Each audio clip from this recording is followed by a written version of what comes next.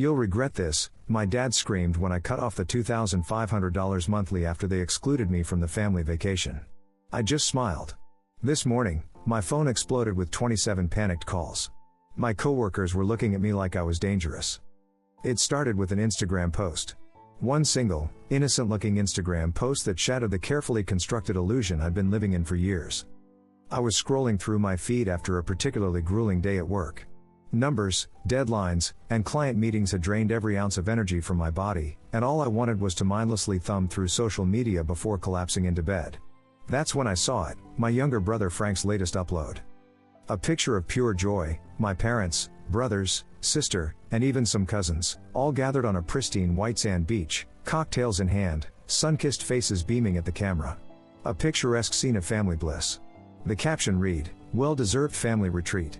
Hashtag blessed, hashtag family vacation, hashtag McKing memories." I blinked once, twice, trying to process what I was seeing. Family vacation? I zoomed in on the photo, irrationally searching for myself in the background, as if I'd somehow forgotten being there. But I wasn't. Because I hadn't been invited. My heart began racing as I frantically scrolled through Frank's profile. There were more photos. Dozens of them. My family lounging by an infinity pool overlooking the ocean. My mother and sister getting massages at the resort spa. My father and brothers on a fishing expedition. All of them dining at an upscale restaurant, raising champagne glasses in a toast. A toast to what? To successfully excluding me? I checked my phone messages, my email, my voicemail. Nothing. Not a single invitation, not even a casual mention of the trip. Just silence. Something cold and heavy settled in my stomach as I dialed my father's number. He picked up on the second ring, sounding relaxed and cheerful. "Hey, kid," he said, waves crashing in the background. "What's up?" The casual tone, as if nothing was amiss, made my blood boil. I swallowed hard, fighting to keep my voice steady. "Where are you?" I asked, though I already knew the answer. A brief pause. "On vacation." "Without me?" The words came out smaller than I intended, almost childlike in their hurt. He sighed, the sound crackling through the connection. "Well, we figured you wouldn't be interested in coming." My knuckles turned white as I gripped the phone. "You figured? You didn't think to ask me?" "Dad," I saw Frank's Instagram posts. "Everyone is there, Mom, Barbara, Frank, even Cousin Nancy. Why wasn't I invited?" Another pause, longer this time. When he finally spoke, his words hit me like a physical blow. "We didn't want you there." 5 words. 5 simple words that sliced through years of self-deception. "What?" I managed to choke out. "You're always busy, always working," he continued, his tone unnervingly indifferent. "Honestly, Samuel, you just bring the energy down. You're so serious all the time. We thought it would be better this way." I stood frozen in my apartment, my mind racing to make sense of what I was hearing. This was my father, the man who called me every month like clockwork when the bills came due, the man whose medical expenses I'd covered without question last year, the man whose car I'd helped pay off just 3 months ago. "I send you $2,500 every single month," I said slowly, each word deliberate and measured. "I pay your mortgage. I covered Mom's emergency gallbladder surgery last year. I've helped clear your credit card debt twice, and this is how you treat me? Don't make this a big deal," he muttered, sounding annoyed. "You wouldn't have had fun anyway. You're always checking your emails, always on your phone for work." The hypocrisy was so staggering that I almost laughed. The only reason I worked so hard, the only reason I took on extra projects and overtime, was to support them. To make sure they could maintain the lifestyle they'd grown accustomed to, a lifestyle they could never afford on their own. "Dad," I said, my voice deadly calm, "enjoy your vacation." I hung up before he could respond. I didn't scream. I didn't cry. I just sat there, staring at my phone screen, letting the truth wash over me in waves. I wasn't family. I was an ATM. That night, I couldn't sleep. I kept replaying my father's words in my head. "We didn't want you there. Not we thought you were too busy or we knew you couldn't get away from work. Just the cold, hard truth, they didn't want me around unless I was handing over my wallet." At 3 a.m., I got up and opened my laptop. I logged into my banking account and pulled up my transaction history. The evidence was all there, laid out in neat rows of numbers. For the past 4 years, I had transferred $2,500 to my parents' account on the first of every month. That didn't include the emergencies, the $7,000 for mom's surgery, the $5,500 for dad's car repairs, the $3,200 when Barbara needed help with her rent, the $4,500 when Frank's business venture failed. In the last year alone, I had given them over $45,000. Money that could have gone toward my own future, my own dreams, my own life. And what did I get in return? Exclusion. Dismissal. We didn't want you there. With a clarity I hadn't felt in years, I canceled the recurring transfer scheduled for the next month. My finger hovered over the confirmation button for just a moment before I clicked. Next, I checked the joint account I'd set up for family emergencies. The balance, which should have been around $10,000, was down to $783.42. They drained it, probably to pay for their vacation, the vacation I wasn't welcome to join. I transferred the remaining $783.42 to my personal account and closed the joint one. Then, one by one, I blocked their numbers from my phone. My father, my mother, Barbara, Frank, all of them. For the first time in years, I was cutting the financial umbilical cord that had kept them tethered to me. As I finally crawled back into bed at 4:30 a.m., a strange feeling washed over me. It wasn't anger or sadness or even relief. It was something else entirely: freedom. The next morning, my phone blew up. Not with calls from my immediate family, I'd blocked them all, but with messages from extended relatives, family friends, and people I barely recognized. It was as if someone had sounded an alarm throughout our entire social network. The first message I opened was from my Aunt Meredith. "Samuel, your mother just called me in tears. What's going on? She says you've stopped supporting them financially. Is everything okay?" Then came one from my cousin Nancy. "Hey, just checking in. Your mom called my mom and said you're having some kind of breakdown. Are you all right?" And finally, the guilt trip from my uncle Dennis. "Samuel, I'm disappointed in you. After everything your parents have done, raising you, putting a roof over your head, food on the table, this is how you repay them? By cutting them off without warning? Think about what you're doing, son." I stared at the messages, a bitter smile spreading across my face. They hadn't wasted any time, had they? Not even 24 hours, and already they were spinning the narrative, casting me as the ungrateful, unstable son who had abandoned his poor, struggling parents. As I was reading through the barrage of messages, a new text came through from an unknown number. "You really think you can just walk away from us after everything we've done for you? You're pathetic. Hope you enjoy being alone." I didn't need to guess who had sent it. I'd know my father's manipulative tactics anywhere. Even when blocked, he'd found a way to reach me, to try and drag me back into the toxic cycle. But this time, I felt nothing: no guilt, no obligation, no desperate need to make things right. Just a bone-deep exhaustion and the certainty that I'd made the right decision. I put my phone on silent and got ready for work. They could rage all they wanted. They could guilt trip, manipulate, or hurl as many insults as they liked. It wouldn't change anything. I wasn't going back. I'd barely settled at my desk that morning when my phone started buzzing again. 27 missed calls in the span of 2 hours. Some from unknown numbers, some from distant relatives I hadn't spoken to in years. My coworkers began shooting me concerned glances as my phone lit up repeatedly, vibrating against my desk with increasing urgency. "Everything okay, Samuel?" my colleague Jen asked, eyeing my phone as it buzzed for the 28th time. "Family drama," I muttered, finally silencing the device completely. "Must be serious," she observed, raising an eyebrow at the continuous stream of notifications lighting up my screen even on silent mode. I didn't respond. What could I say? That my family was having a collective meltdown because their personal ATM had suddenly closed for business? That they were likely panicking because rent was due in a week and they'd blown their funds on a vacation I wasn't welcome to attend? At lunch, I escaped to a nearby park, needing some space to breathe. That's when I saw the email from my mother. "Samuel, I don't understand why you're doing this to us. We've always been there for you, supported you, loved you. And now, without any warning, you've cut us off entirely. Your father is devastated. He can barely sleep. Is this about the vacation? We thought you were too busy with work to join us. We didn't want to bother you. Please, call us. We need to talk about this like adults." "Mom," I read the email twice, amazed at the audacity, the complete rewriting of reality. "We thought you were too busy." A bold-faced lie. "We didn't want to bother you." Another lie. I deleted the email without responding and blocked her address for good measure. By the time I returned to the office, news of my situation had somehow spread. Coworkers were giving me a wide berth, exchanging whispers when they thought I couldn't hear. I caught fragments: family issues, mental breakdown, completely cut off contact. The pieces fell into place when my boss, Richard, called me into his office late in the afternoon. "Samuel," he began, looking uncomfortable, "I received a concerning call today from someone claiming to be your mother." My stomach dropped. "What did she say?" Richard shifted in his chair. "She said you were experiencing some kind of emotional crisis and needed time off.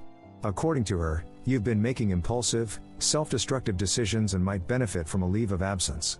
He paused, studying my face. "She suggested we keep an eye on you." White-hot anger surged through me. They were trying to interfere with my job now? To paint me as unstable, potentially even get me temporarily removed so I'd have no income? "That's not true," I said, fighting to keep my voice level. "My parents are upset because I've stopped financially supporting them, and they're retaliating." Richard's eyebrows shot up. "Financially supporting them?" I nodded, suddenly exhausted. "I've been sending them $2,500 a month for years, plus covering emergencies. Yesterday, I found out they took a family vacation without even telling me. When I asked why, my father told me they didn't want me there because I bring the energy down. So I cut them off." Understanding dawned on Richard's face. "Ah. That makes more sense than what your mother was saying." "I'm sorry they involved you in this," I said. "It won't happen again." He waved a hand dismissively. "Not your fault. But Samuel, if they try something like this again, let me know immediately. I don't tolerate harassment of my employees, even from family members." As I left his office, I felt a mixture of relief and renewed determination. They'd crossed a line trying to jeopardize my career. If they thought that would make me cave, they'd seriously misjudged me. I wasn't just standing my ground now, I was preparing for war. The siege intensified over the next few days. My sister Barbara showed up at my apartment unannounced, barging in before I could even process who was at the door. "What the hell, Samuel?" she demanded, her face flushed with anger. "Mom's been crying nonstop, and Dad is furious. They said you just abandoned them out of nowhere." I leaned against the wall, arms crossed. Did they also mention they went on vacation without telling me? Or that when I called to ask why, Dad said they didn't want me there? Barbara's mouth opened, then closed. A flicker of uncertainty crossed her face. "That's not. It's exactly what happened," I cut her off. "For years, I've been supporting them financially. $2,500 every month, plus extras whenever they asked. And in return, they've treated me like I don't exist unless they need money." She swallowed, looking uncomfortable. "It's not like that. Isn't it?" I challenged. "Tell me the truth, Barbara. On this vacation, did anyone even mention my name? Did anyone ask why I wasn't there?" Her silence was answer enough. "That's what I thought," I said quietly. "I'm done being used." Barbara's expression softened slightly. "But they need you, Samuel." I shook my head. "No, they need my money. There's a difference. They're our parents," she insisted. "We can't just abandon them." "Then you take care of them," I replied evenly. "What?" "You heard me. If you think they deserve financial support so badly, then you start covering their expenses. Let's see how long you last before they drain you dry." Color drained from Barbara's face. She stared at the floor, suddenly silent. "Yeah," I said. "That's what I thought." She turned toward the door but paused before leaving. "They're not going to stop, you know." I met her gaze steadily. "Neither will I."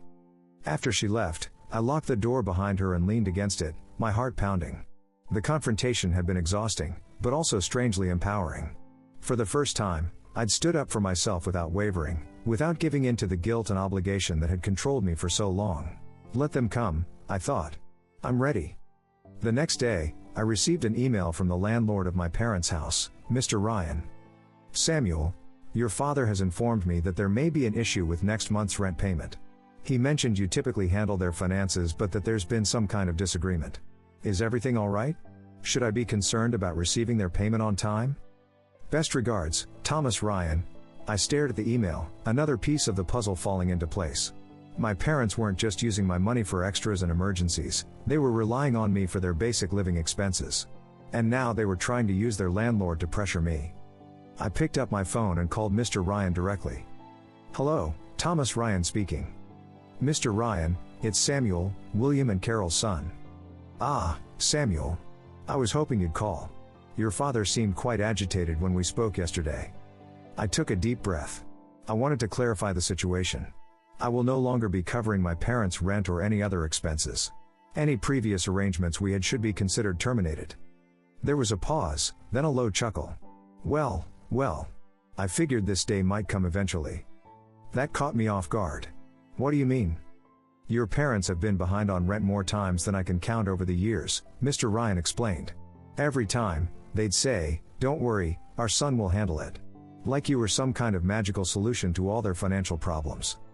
My jaw tightened. Not anymore. Understood, Mr. Ryan said.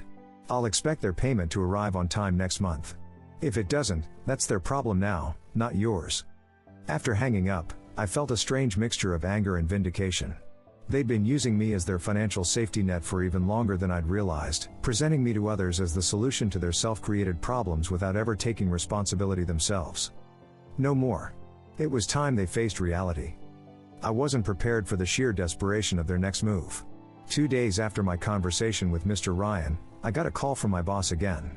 "Samuel," Richard said, his voice tight, "your father is in the lobby. He's demanding to see you, causing quite a scene. Security is trying to handle it, but..." I closed my eyes, mortification washing over me. "I'll be right down." The elevator ride to the lobby felt like the longest 30 seconds of my life. When the doors opened, I immediately spotted my father, red-faced and gesticulating wildly at a security guard who looked about 2 seconds away from calling the police. "Dad," I called out, keeping my voice level as I approached. "What are you doing here?" He whirled around, his eyes wild. "There you are. You think you can just ignore us? Cut us off without any discussion? That's not how this works, Samuel." Everyone in the lobby was staring.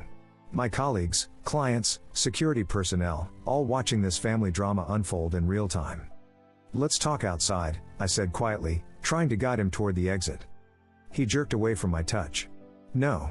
I'm not going anywhere until you fix this. Your mother and I have bills to pay, Samuel.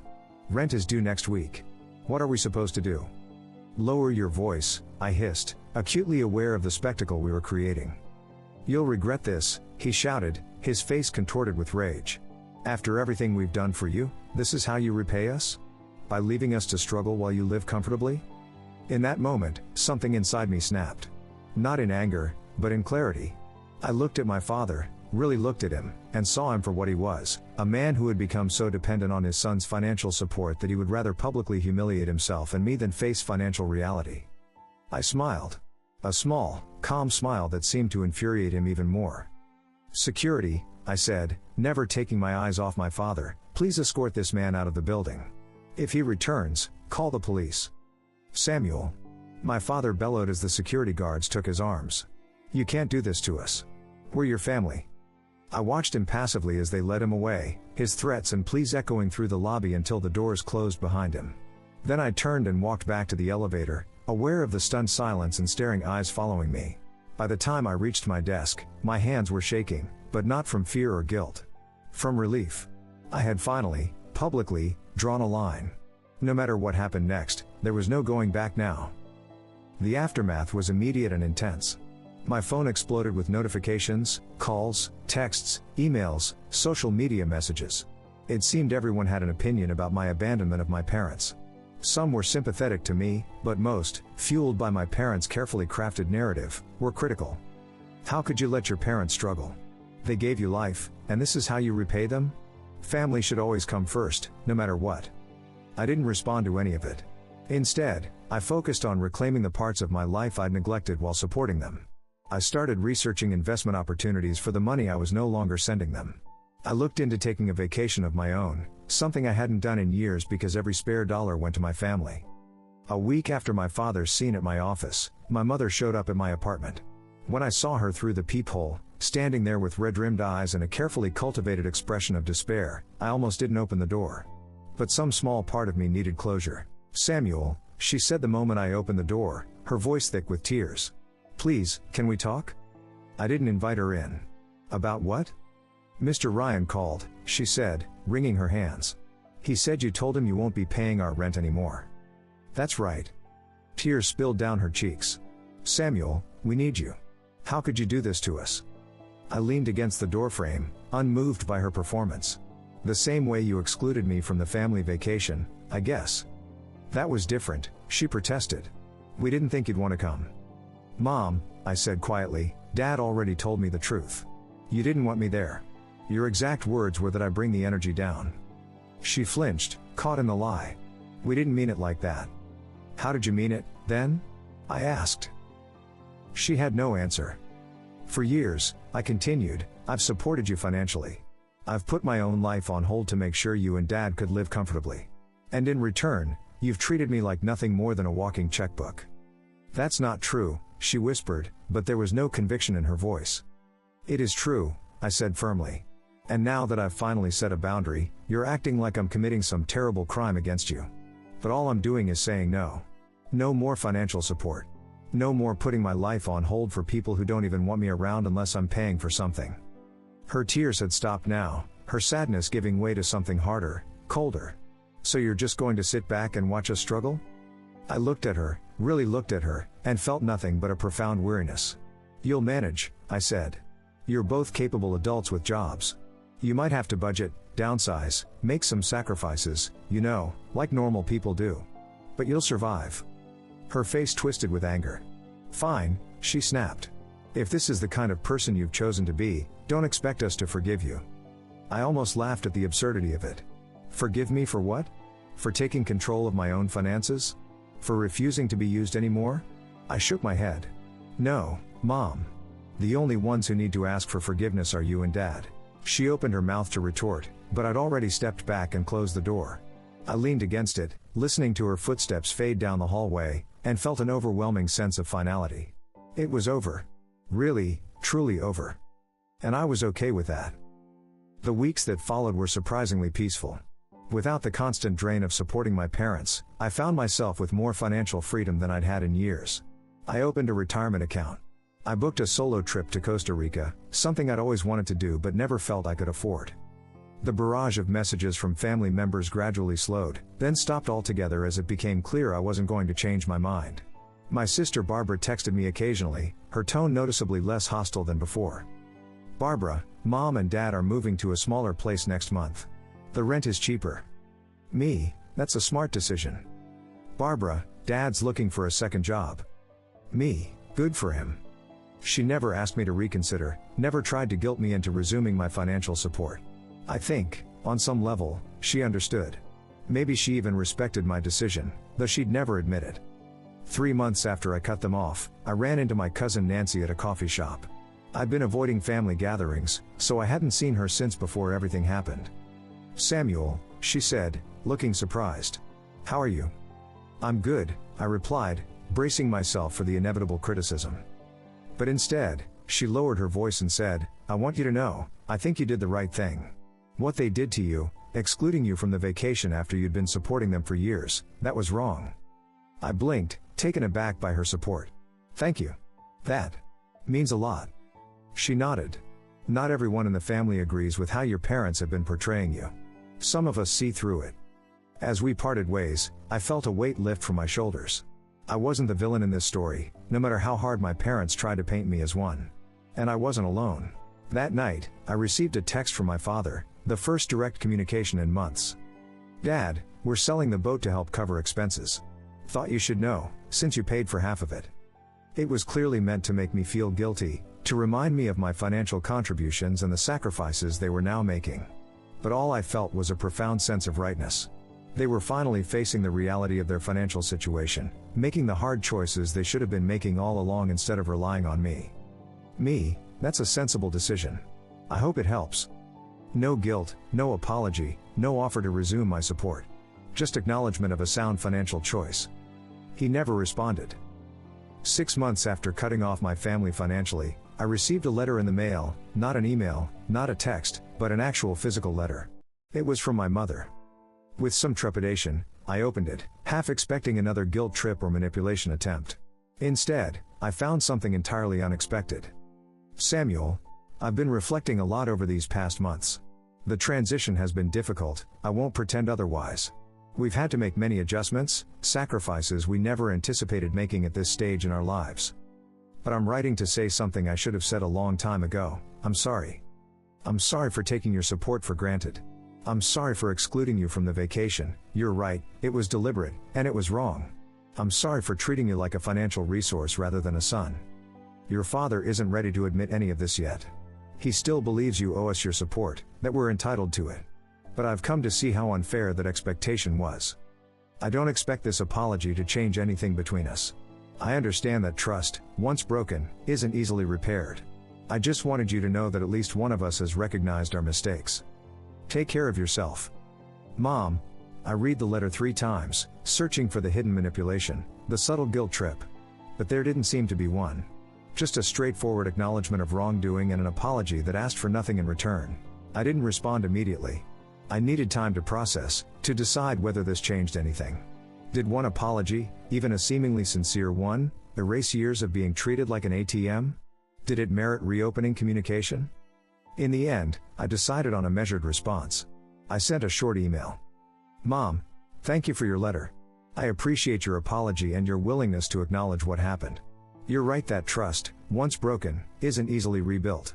But recognition of the problem is a necessary first step. I hope you and Dad continue to adapt to your new financial reality. It may be challenging, but it's ultimately healthier for everyone involved. Samuel. Not warm, not effusive, but not cold either. Just honest.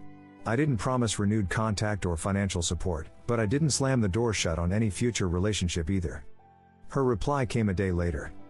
I understand. Thank you for responding. The door is open if and when you're ever ready for more. And that was it. No pressure, no expectations, no demands. Just an open door, should I ever choose to walk through it. A year to the day after discovering the family vacation that excluded me, the event that had catalyzed my financial independence, I found myself scrolling through Instagram again. Out of curiosity, I checked my brother Frank's profile, something I hadn't done in months.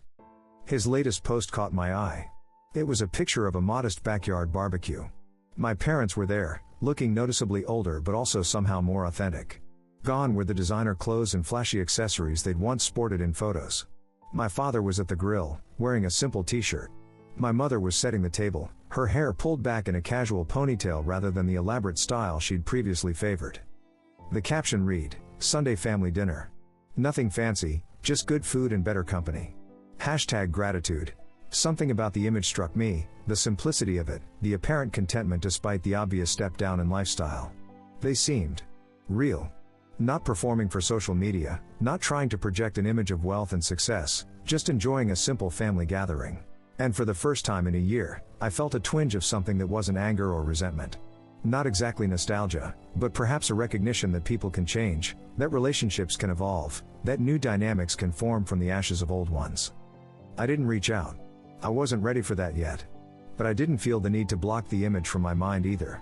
Instead, I simply acknowledged it, this glimpse into a family I had once been part of, a family that had hurt me deeply but was perhaps, in their own way, learning and growing from the experience too.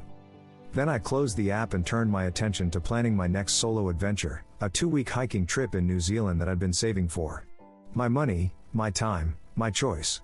My life, finally my own. Whatever the future held regarding my family, reconciliation, continued distance, or something in between, one thing was certain, I would never again allow myself to be used, never again sacrifice my own well-being for people who couldn't or wouldn't value me as a person rather than a resource. I had regained control of my finances, yes. But more importantly, I had reclaimed my self-worth. And that was something truly priceless.